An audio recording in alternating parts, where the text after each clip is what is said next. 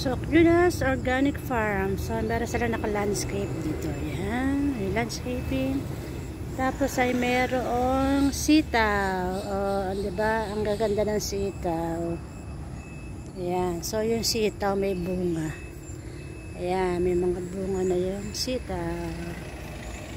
Okay. Tapos, ayan. Meron ditong leeks. May mga leeks. So, yan. Onion leeks. Tapos sa kabila. Onion leeks. Vertical gardening siya. Kasi merang yan. Vertical garden. Ito natin dito. Tapos may naka mulch na eggplant. May eggplant. Ayan. May mga naka-nursery.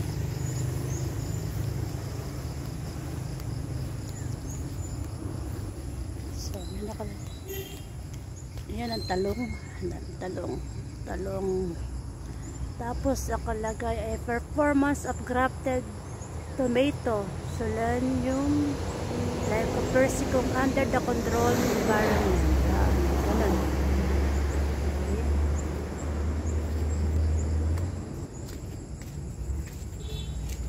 So, yan. Ito, mani. Okay, meron pa rin. Okay. Yan tayo pupunta ron. Tatamad na akong pumunta doon sa dako pa doon. Meron dito nga yan. Tapos yung mga sigarilyas punta doon. Yan. Okay. Yan tayo pupunta doon. Teka, tira natin. So this is Buternatea. Ayan, Buternatea. Sigarilyas, wing bean. So ina daw, ano to, bahay kubo, may mani. Yan. Tapos meron doon sa nursery na para mga pechay. Ayan. So ito ay nakalagay dito, nakatibay. So sigarilyas pa rin yata. Ayan, may mani. Ayan.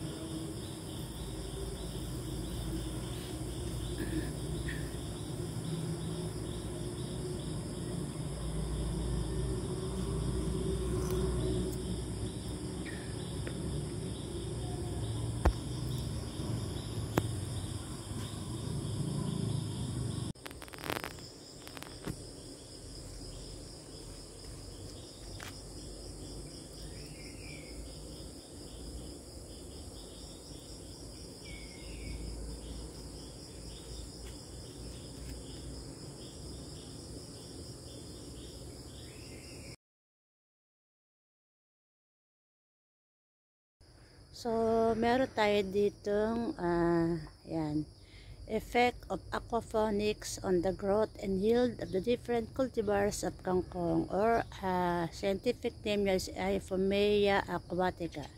So, yun din yung mga researcher at nag-start sila ng September 11. So, makikita nyo sa baba, ayan yung mga sample ng kangkong.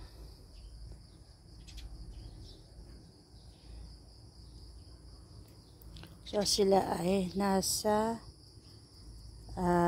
naka-float. So, ang difference ng aquaponics sa hydroponics ay ang kinakain nilang nutrients, as far as I know ay yung galing doon sa mga ng isda sa ilalim. So, yan. So, yung isa pa ay, ito pa yung isa.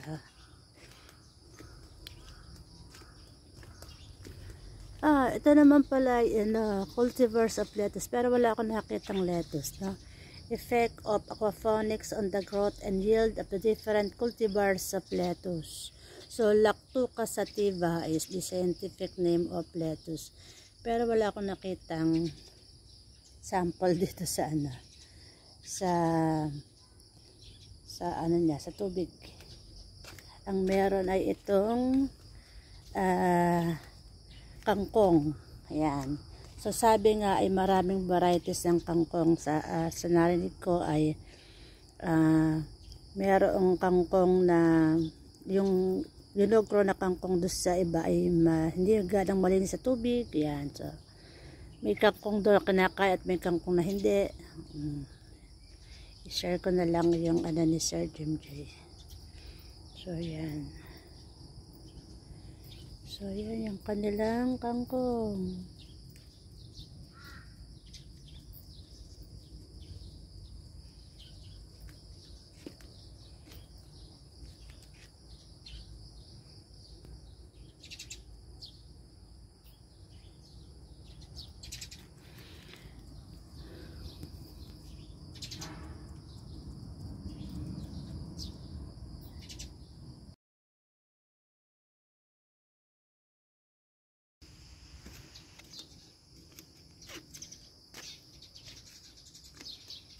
Punta na tayo sa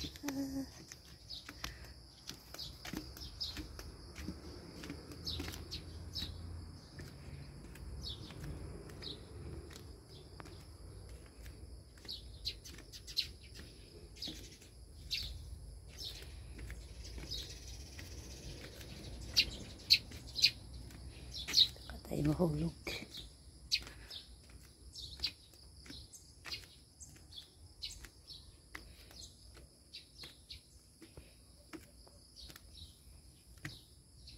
Okay, kaya na tayo. Ang ganda ng mga kubo.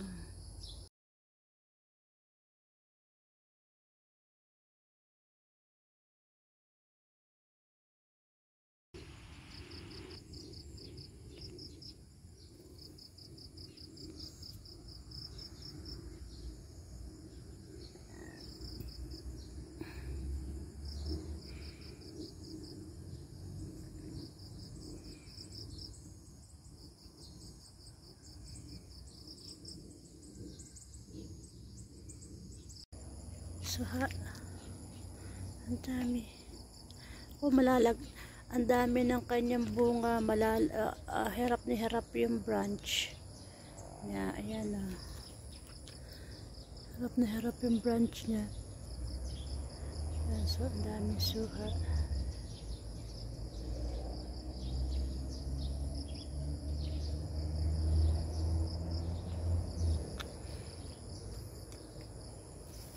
Kapag pa-picture.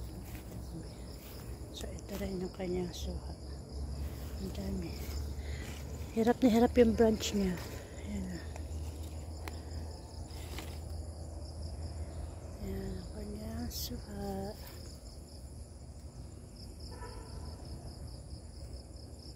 Going back to the dorm. Ito ng view.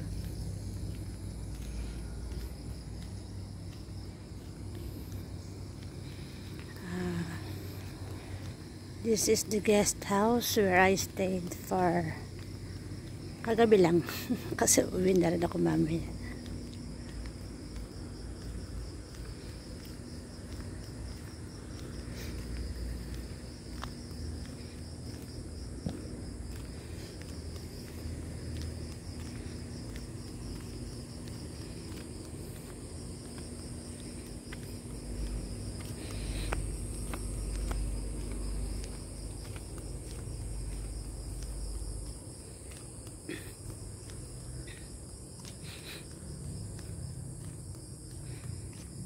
Okay, good morning. So, for this morning, magbe-breakfast muna ako sa labas. So, habang naglalakad, yan yung view. Sumisikat na yung araw. Ito yung mga pomelo na on the left side. On the right side naman ay mga mangga. At ang hitik nilang bumunga, naka-experience ako dito ng mangga, ang tamis pa. Ayan, so going out ako sa labas. Exercise na rin, makapaglakad-lakad.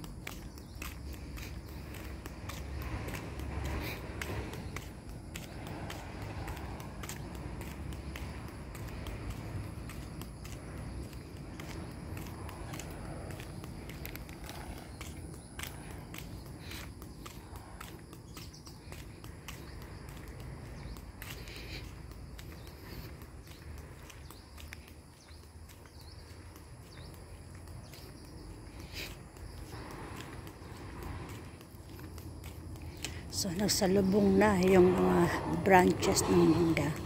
Kaya pag tanghali, malamig dito sa ilalim. Yan.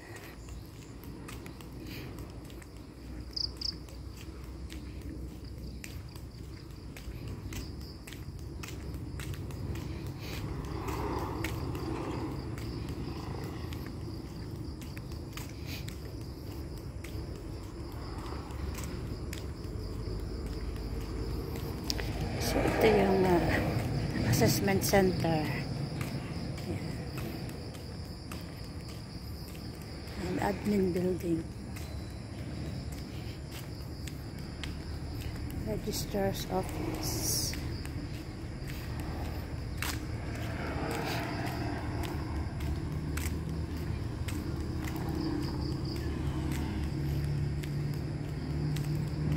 So, meron sila mga covered pathways para ang mga estudyante ay hindi nababasa ako sakaling umuulan. Ang haba kasi ng mga pathways na yan. From yun, hanggang sa dulong-dulo pa ako mamaya.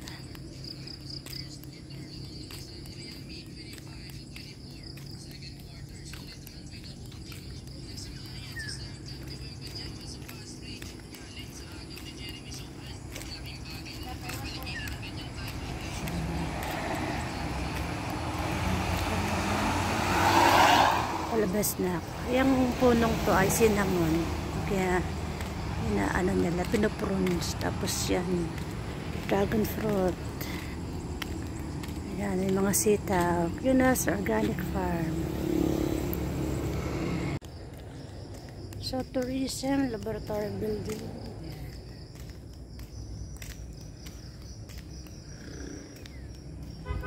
Yung kabila naman ay sa driving at saka library.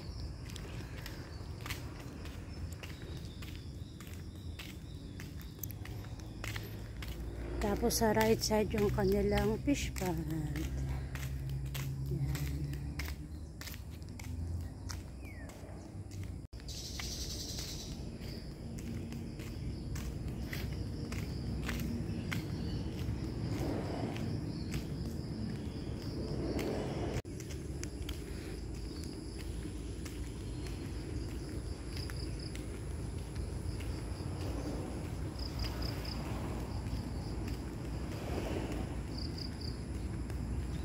So, ito yung nakalagay sa kanilang sorong may IP, APAC, Agri-Crops Building, Horticulture Building, Food Lab, Food Processing, Bao Office, TMU Office, Faculty, So, Gold Award. Nakalagay, Gold Award. Star rating system o 2 stars. Yan. Yes, dog, guidance office, registrars, assessment center, clinic, library, guest house, Grand Hotel. Yan ang kanilang IT building o ang kanilang